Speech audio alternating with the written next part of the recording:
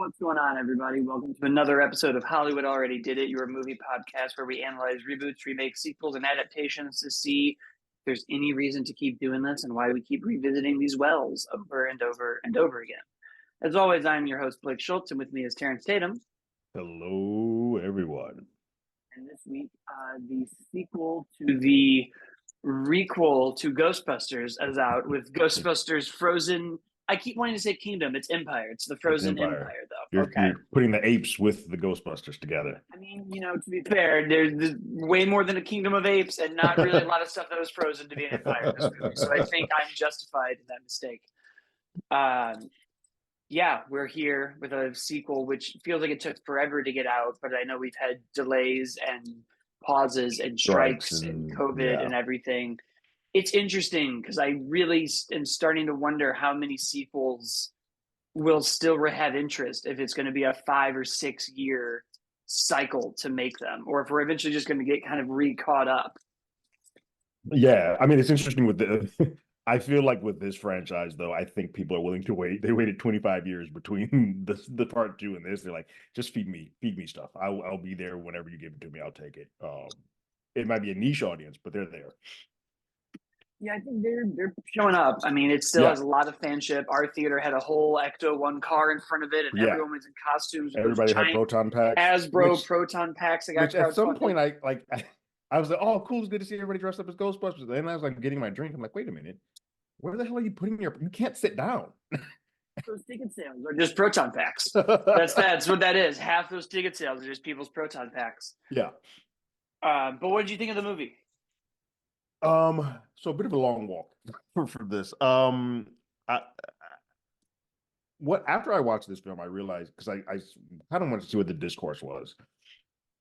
And I realized that Ghostbusters sort of falls into a little bit what Star Wars does, where there's two types of fandom. There's a fandom who only have watched 1 and 2. Some of them only have seen the first film. And then there's a fandom who have watched 1 and 2, absorbed the real Ghostbusters cartoon, the Extreme Ghostbusters, the comics, the games. And that's when, like, hey, Ghostbusters for us can do anything. And some people are like, this should only be a comedy. Like, that's what this is a comedy. And that's why some of those folks who are the 2016 diehards who wave that flag will stand behind that, because like, this is the closest that we've gotten to what that first was being a straight up comedy. Most other fans who've been sort of digesting anything that Ghostbusters sort of gives them is like, hey, when this is at its best, it can play in many different genres. And which is why I think Afterlife was accepted by a great deal of the Ghostbusters fandom, because it's like, hey, this works. This particular film decides to kind of retune itself from the Stranger Things-esque stuff that Afterlife did and kind of go back to being quasi-comedy. This was a lot more action-oriented than either of the first two were, an action sort of comedy. The tone is more in line with the first one, but then a lot of injection of real Ghostbusters and Extreme Ghostbusters. And if you've seen any of those and you like those, I think you will have a good time. I overall enjoyed the film. I had fun with it, but there are a lot of threads that I kind of just like, I wish this went this way, or I did this way, or this is a movie that unfortunately leans into nostalgia far too much when it's sort of ingrained in the DNA of what you get from this. Like, Afterlife was fine. I think you and I talked about this a little bit. Afterlife was fine in the nostalgia because it was a part of the story. Like, you wanted to find out who your grandfather was. You had some disconnect from him. And so everything that sort of replicated again, plus it had been 25 years plus since the original, it sort of felt like we needed to have that refresher. This one is a lot of remember berries, and it has nothing to do with the story at all. It's just there. And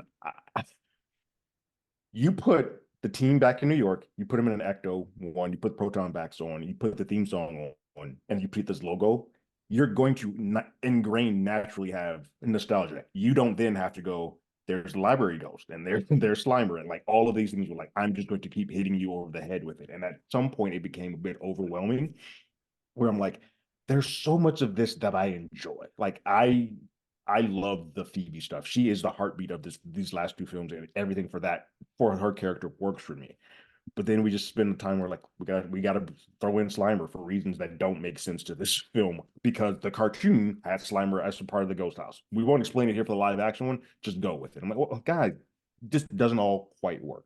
And so there's a bit of a torn back and forth that I have. Like, I enjoy it? Did I have fun? Absolutely. But I think there are too many subplots or too many character arcs for there's way too many characters in this movie. That's a piece of this. But there's too many characters in this movie, and there's too much reliance on nostalgia that makes it just sort of go down that level. But I think it was fun. Phoebe's great, and I loved it. Looked cool. Like the ghost and the way that they do things is cool. It's just we don't see it until the last 20 minutes of the movie. Yeah. Yeah, I think that was my biggest hang up. I agree with a lot of what you said. It's an interesting thing that we talk about on our show all the time of like, how is the nostalgia effective? Is there a reason to be telling this story now? And there's, it's a lot of evergreen themes that we see in this movie. It's a lot of like Phoebe growing up and her brother doing the like, I'm an adult now. And Paul Rudd stepping into this, like, am I your dad? Am I your teacher? How do I be like more assertive? And unfortunately, almost all of that gets watered down by nostalgia for nostalgia's sake. And I think there's a lot of examples. Ghostbusters Afterlife works really well. The Scream franchise, I think, handles it pretty well, where we bring back legacy characters for a reason, for a narrative, for some way to kind of connect the tissue. And then there's other ones that are just sort of being like, remember how you felt when you were 12? Does this work for you? Jurassic World is one where I'm just like, guys, why is everybody here? Yeah. We're going to sound the theme song. We're going to sing, like, the Beetlejuice 2 trailer was a great example to me of, I'm like, oh, we're going to sing Deo slow down, and he's going to show up. But to me, the most egregious version of like nostalgia for no reason is when we bring back old lines as if everyone knows it. I hated it in The Flash when he's like, you want to get nuts? Let's get nuts. As if Ezra Miller's Flash had like heard him say that, or as if Michael Keaton was like, hey kid, this is my catchphrase. Or as if like 80% of your audience has any idea what you're talking about. Because some of these folks this might be the first entry that they have, or Afterlife might have been their first entry that they have. Yeah. And so even when they like yelled dickless at the mayor, I was like, what was that, like a national headline that everyone saw? And that's right, because there's twofold parts of that. Like no dick. Like, right. Was something we didn't have recorders back then, but did after that room, because they were in a room when that line was said in the first one, did someone just go outside and like, he called this guy a dickless? Like, and it just spread over time. I'll buy a story that's been passed on and is like fun in there, but I still was like, okay, so this has been haunting this mayor for 25 years. And it really didn't feel like we had any agency for the new characters anymore, other than being like, we got them. Isn't this fun? Oh, like Ray. Yeah, our folks from Afterlife. This should have been just the Spengler family. It should have been and Gary, like Paul Rudd's character. That should have been who all was in this film. Lucky and Podcast don't need to be in this movie. I can kind of accept Lucky because they did create, and I like what they created. They created this whole little subsection of where they're going to the future of Ghostbusters tech and where we study ghosts and whatnot. And it makes sense to have at least one person who knows what the hell they're doing as Ghostbuster there. So she's fine. Podcast is irrelevant in this movie. He does not need to be here at all. And you can easily wipe him off the board because he's not from this town. And you went out of your way to put him in this movie. He's not from this town. And like Phoebe, he's a child. And so at some point, his parents are going to be like, I don't want you strapping a proton pack on your back. And he's just not there. That's easy.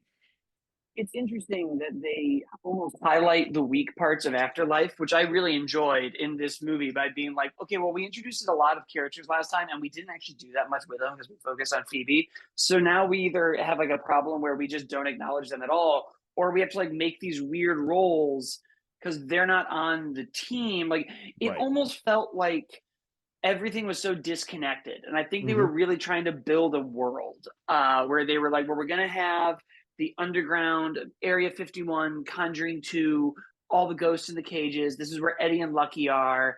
And Ray and Podcast have their show that they do.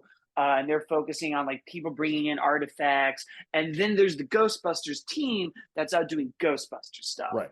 And I was like, okay, I mean, I guess, but if we're going to do this like in an Avengers way where Doctor Strange shows up and brings in this person, and then the Guardians are here and they show up. Eventually, everyone has to show up and drive to the same plot, and we Right. never really did No. that. And I think Because a lot of that would have been better had if we had spent a lot of time with Lucky and or podcast in Afterlife, we would be able to accept that here because like, oh, I know who they are, I know their agency, I know why they're here. There's nothing that was ever in Afterlife that gave me the thought that Lucky had any interest to take an internship at a Ghostbuster science facility. None.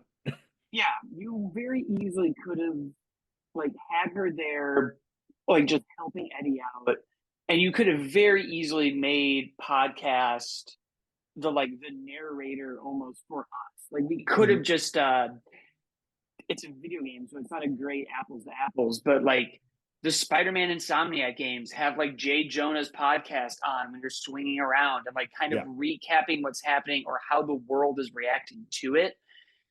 And if we're going to do this, like it's cold in July in New York, it almost would have begat us to have that connection to the city, to have like podcasts just like every now and then just on a radio station in a car and be like, everyone's freezing to death. But, I was with these guys once. I don't think we need to be getting rid of the Ghostbusters.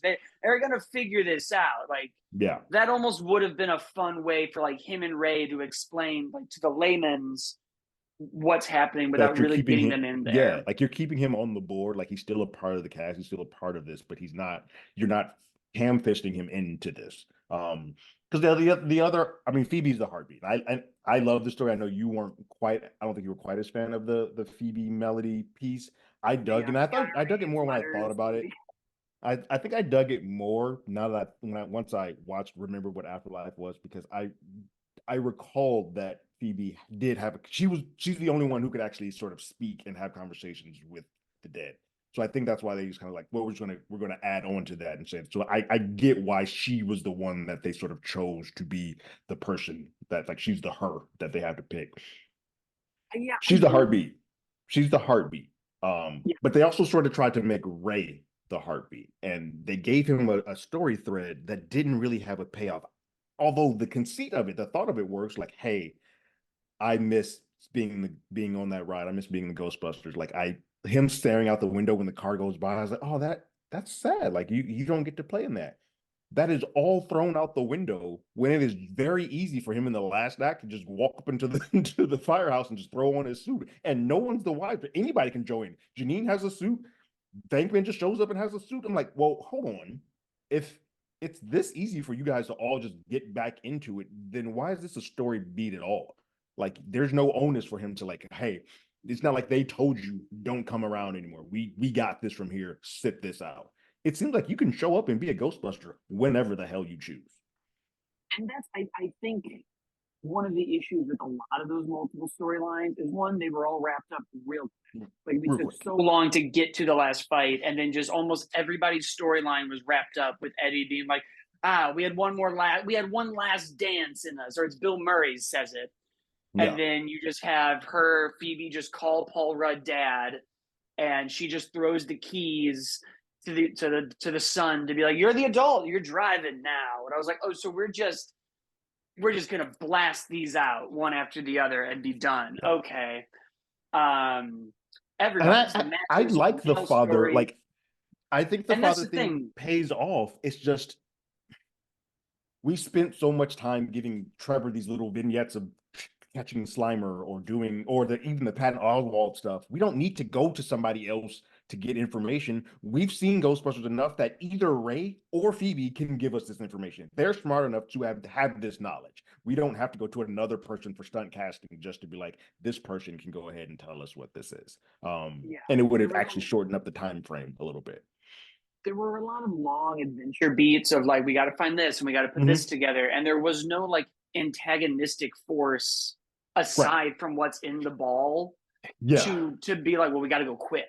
I think New York wasn't getting colder. Like there was no real agency. And I think that's why a lot of the endings for characters didn't have that weight, because all those stories I liked. Yes. And then instead of having any like moment or like breath to kind of be like, oh my God, she called me dad. We're like, we're doing it and then in a crowd with an alarm going on. At the very end, and we're moving. Like we're just like, there's no moment to like sit in that a minute. You kind of just like, it's like, yeah, I heard it, and then just keep going. Like, well, hold on, that's a after everything that we've had in this movie, should be a pretty heavy beat, but they just go for it. I think this movie it suffers from because it is trying so much to be like the animated series, which is done in 30 minutes. But in this, they spend a lot of time like trying to find out what these clues mean. But there's the middle act of this movie just drags, and because they do the thing that we've talked about before, where we as an audience know the answer, and it takes the people on screen to forever to figure it out. You're like, guys, come on, speed this up, get to the point. And there's just way too much of that. We know he's in the ball. Either A, get him out of that ball faster so he can go do Wait, some more villainy stuff sooner, or give me another when they're action out of beat the ball. somewhere. Give me another action beat somewhere to speed this process up. But us going and doing study here, talk to this person, study here, talk to this What person. happened to That's not henchmen? fun.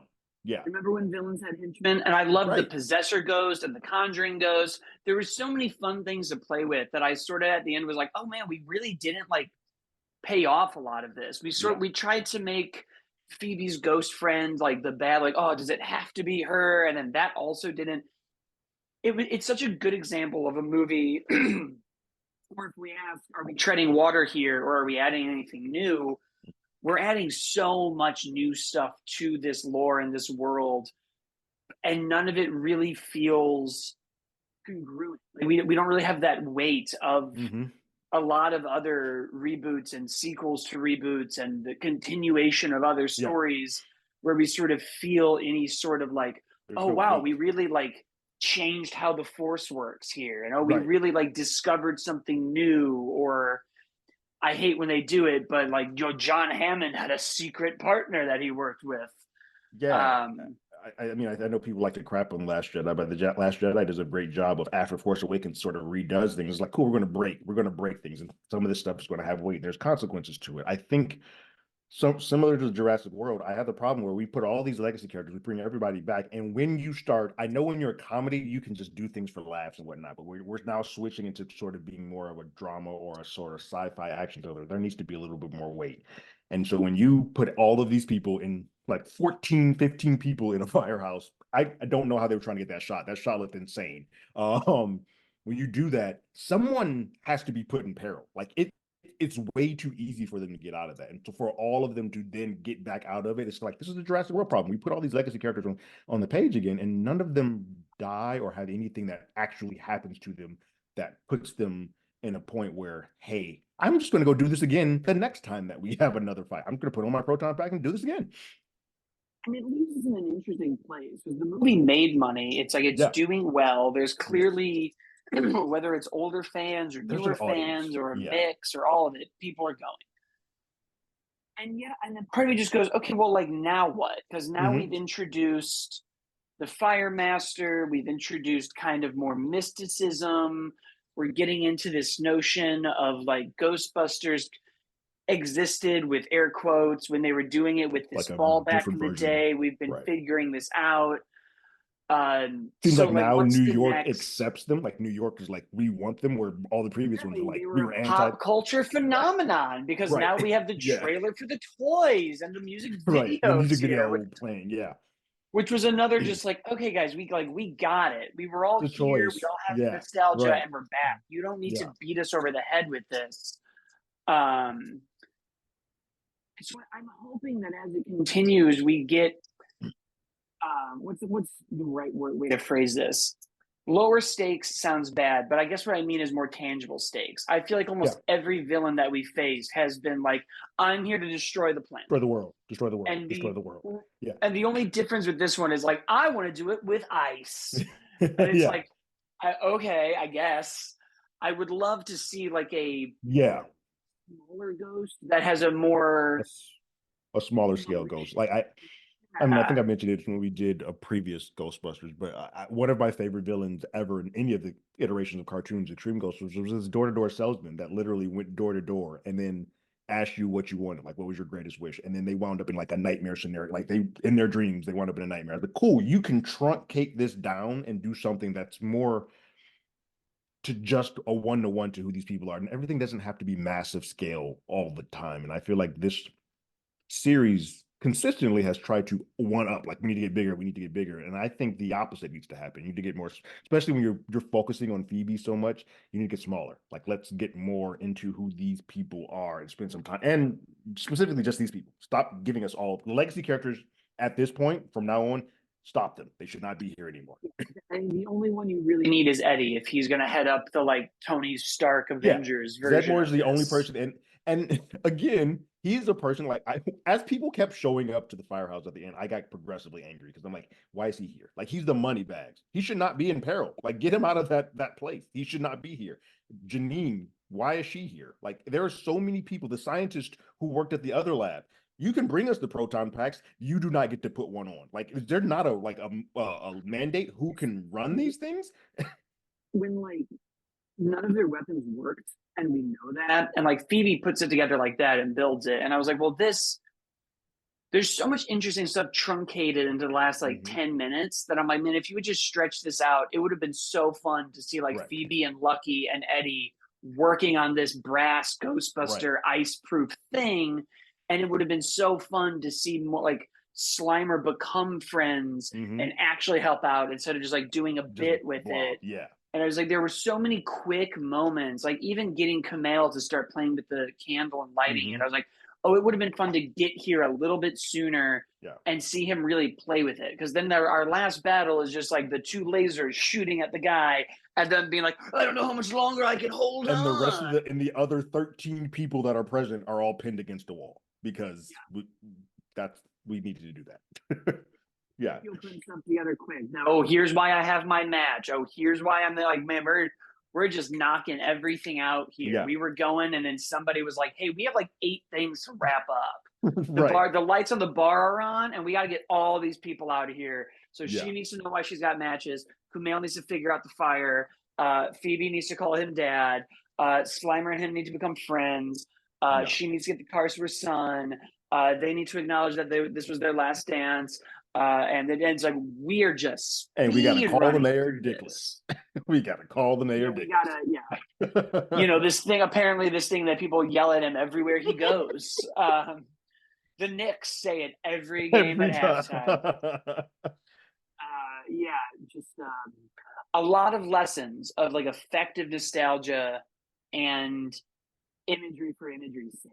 It's a very interesting thing to see when the first one did such a good job of being like, here's a meaningful way to pull at your heartstrings and push us forward.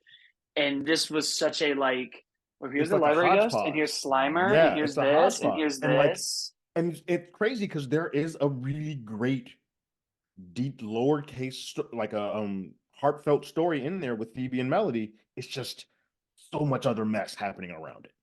And I'm just such a stickler of like if you stick your landing or not. And I think that's why I sort of like, I think that's probably why I kind of walked out a little bit more deflated, where I was just like, okay, like we just built up a lot of stuff and then we just sprinted through it. Yeah. I really kind of wish that I felt something. This is like the equivalent of asking somebody you like to prom, like right when the bell for the period ends. And you had a plan and you had flowers and the song was going to be on, and then it buzzed and she was like, I have to get to science. And you're like, no, wait, the prom. And then as she's running, she like yelled yes to you.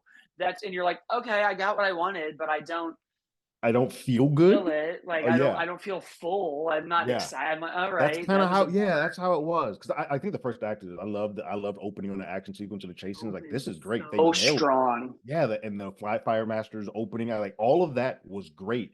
And then it just comes to a screeching halt with us trying to get that ball to where we need to freaking open it up. And a lot of opportunities for like thematic relevance of what's going on. Like a lot of evergreen stories. I don't need it to get like, oh, global warming and now it's cooling or whatever. But like we had a lot of opportunities to play a bit more. Like I really was waiting for winter in July to be way more of a thing. I really was like, ooh, yeah, like let's do this weird, like the temperature drops and no one knows what to do and it's snowing and there's a plan. And it was funny. About an hour and 10 into the movie, I was like, this movie's called Frozen Empire. The only ice is in my cup. Like nothing is frozen at all on the screen. And more like the Frozen Firehouse, I guess. Yeah. I Yeah. really was like, ooh, he's gonna get his army. We're gonna do some like the Because the mummy trailer makes it like when stuff. they attack the beach and everything, like, oh, we're gonna see New York under ice. Everything's gonna be no, that's the Introducing all these ghosts in the middle to yeah. play with, and just like, there was so much there. Yeah. Um, But there are some really cool sequences in this. Like as much as we're crapping on that, I think there are some really cool things. Like when the Frozen Ghost first comes out, that scene with Lucky and the is great. Like there's some great horror beats in it. Him going to sort of doing our Sarah Connor piece and like, are you a flamethrower? I wanted No. so much more of that. I was like, oh man, are we gonna do a T3 where he's just going to each smoke shop and Yeah. wiping these people out? Or Yeah. apparently he'll just know what apartment it is. Yeah, yeah, we really could have picked 3 or 4 of the 10 things going on and And just really like, honed in on it. yeah. Because I think Because I think the like I said, the Phoebe Melody stuff is strong, and you can even see at the beginning of it when he first plays chess, there's a piece of her because she's thinking like maybe this is my grandfather coming back to play with me, and then when she's like, oh, that's not. She doesn't really say it, which like I'm kind of disappointed because you're not who I thought you were going to be, and and that's what you should lean into. really effective dry comedy with them. I love the like, you're not scared. Yeah, I mean, I can run if that makes you feel Right? better. So you're Yeah. going to invite me into your ghost extermination house? And I was like, yeah, this is all This is great. great. This Yeah. is all fantastic. Yeah. It just gets bogged down in a lot of unnecessary nostalgia. And I Nostalgia. really, really am hoping, because we're not going to stop doing this. No. Every studio has been like more We need a IPs. franchise, and this has made Sony after all 5 films, they made $1 billion. So they know that at least even if this doesn't get like a $500 million thing, this is like their Star Trek, where they're like, keep the budget small. People are going to come see this. We can get 250 easily off of these. I just hope we learn the right lessons, which is really just still that. At least maybe I'm wrong. I think people still want like the deeper stories, the heavier moments. Everyone's talking about superhero fatigue, but I genuinely think that really what it is big CGI fights that Yeah. don't have any real stakes. Every single one of these AAA blockbusters now is the world is ending, which we know it's not, which Right. means you don't care anymore. Like Yeah. you look at like Iron Man 1 or the first Ghostbusters or even like the original Turtles movies that were like something personal is going to happen. Mm-hmm. And you're like, well, it's possible that Stark Industries will collapse. I Right. buy that could happen because we know we're not going to kill Iron Man in the first movie. Right. I buy that Shredder can win this battle and lose the war. Mm-hmm. I buy that, but when we're just like, all the characters are here, and this character And only wants to right. kill everything, and you're like, well, Well, then obviously the this is a Ghostbusters billion are going dollar to flip a franchise. They're not switch. gonna wipe out these people. Yeah. Doctor Strange is like every reality might be destroyed. It's like, oh well, then it won't. Yeah. Like, oh well, okay, that's not going to happen. Yeah. Um, but you Yeah. might be stuck in a time loop forever. I hope these are going to probably start coming out like every 3 to 4 years, which I'm okay with because us Ghostbusters fans we've been hungry for a while, so we're now kind of like just give us content. But I do hope that whoever takes over next, like Ivan Reitman should still be, I mean not Ivan, Jason Reitman should still be a producer, but I want him to sort of hand this off to somebody who's not so attached to him because I feel like there needs to be fresh eyes on this. It's clear this director was a fan of Ghostbusters, but sometimes let that fandom get in the way of what's best for the story. And I need somebody to sort of come in and kind of do their own thing. And I actually think I mentioned this to you. Ghostbusters should be whatever genre we want it to be. Like the Stranger Things when it was fun. This is more like the cartoon. Let's get a horror movie. Let's get like we can play within this world with these characters and just kind of change it up each time. So Why like the haven't we Terminator done 1 and a 2 done did. it? Why haven't we done Yeah. an innocent ghost and a guilty ghost? Like, why haven't Right. we just locked these guys in a Ready or Not style house, Yeah. 15 ghosts, and been like, look, one of these guys is trying to possess somebody and keep on his murder rampage, and the other ones are just like trying to pass by. I don't Yeah. know. There's so many ways where I'm like, well, why are we? Let's go Why another do we keep direction. playing in this box of everything leads to the firehouse or leads to this big battle in the sky for the world? There's other options to do. House is now the The construct beacon to of both yeah, worlds. I was like, oh my sure. god, guys, Okay, we're sure. Sex in the City in this now. It's a Yeah. character in our story. Oh my god. Yeah. But I did overall enjoy it. I can sit here and gripe, but our mission on the show isn't to critique as much as to just kind of be like, well, what are we examining our nostalgia versus not the nostalgia? And I think that's this was an literally what example of happens it here. not doing it. Yeah, this is when it doesn't work. Ironically, both kind of happened in this movie where I'm like, man, there's like, you really got there's it. some stuff in there. And then sometimes you don't. So I hope we just learn the right lessons and get in, because it was still a fun time. It's still I laughed. fun, right? Yes. I wasn't mad. Like, I didn't walk out annoyed that I spent 2 hours there. Yeah. So yeah, it's a good time. I think that's our show, guys. So we will see you, I guess, next week. We got to watch that monkey and dinosaur fight. Yeah, that ape and that fight dinosaur. Together this time. Yeah. They're buddies, friends, really. Yeah, he's got it on. Oh my God, it's going to be such a time. You can follow us on Twitter at HollywoodADI, on Instagram at Hollywood Already Did It. Terrence has our YouTube page for Hollywood Already Did It with his TV reviews and trailer reactions and everything else. I'm at As Always Blake, and he's at Terrence Tatum. And we will see everybody next time. Later.